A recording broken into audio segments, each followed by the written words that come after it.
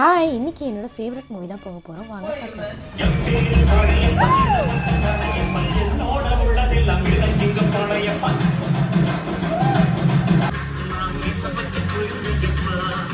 சித்தப்பா, வாழ்க்கையில ஒண்ணு மட்டும் ஞாபகம் வச்சுங்க, கஷ்டப்படாம எதுவும் கிடைக்காது. கஷ்டப்படாம கிடைக்கிறது என்னைக்குமே நிலைக்காது.